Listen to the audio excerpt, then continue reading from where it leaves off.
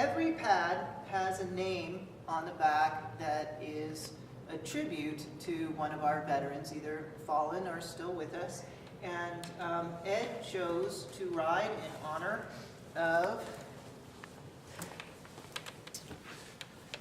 and it's Master Communications Specialist, is that correct? Yes. Victor Jeffries, and he was in the United States Navy. And can you tell us, because each pad tells its story, and the story is about the person that the rider is riding in tribute to. So Ed, take it away. Okay, to start with, his call sign was Skinny Bones, so you'll probably hear me call him Skinny Bones more than Victor. The reason that it's in silver is because in the Navy, if you're enlisted, all the things on your uniform are in silver versus gold for officers. So that's why we went with the silver there.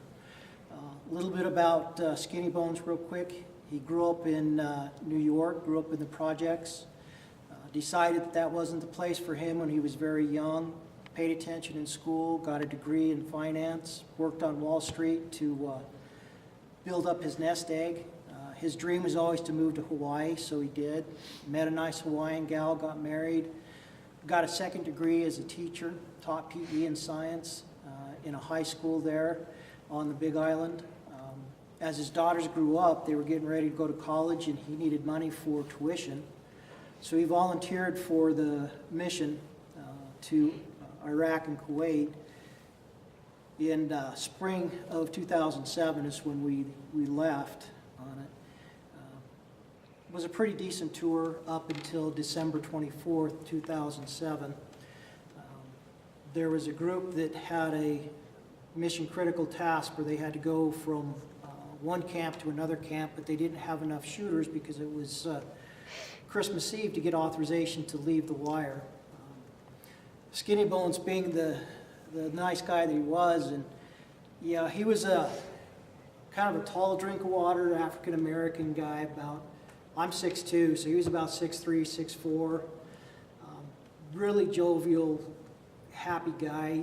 He jumped in and said, you know what, I'll be the final shooter that they need, and where I'm a Navy journalist, I'll just write a article, I'll interview somebody in this other camp for Christmas Eve, and we'll put it in the Navy Times or Stars and Stripes or something, and it'll be worth going.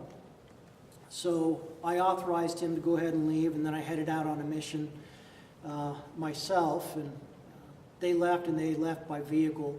They were driving by the port of Doha when they were ambushed, and he didn't make it. He died on Christmas Eve. I had the honor of taking him home back to his family in Hawaii. You know, if you ever get the opportunity, if you're in the military, to be an escort officer, it's the hardest thing you will ever do, but the greatest honor you will ever have. So that's about Vic himself. The emblems that we have on here, these are three of the medals that he had that I thought were important to me. When he was killed, posthumously he was awarded the Bronze Star and a second Purple Heart. This is his campaign medal here from Iraq and Kuwait. This is the Navy seal on it that is for the Department of Navy on it. Next down from there, we just have a standard Navy patch for veterans on it.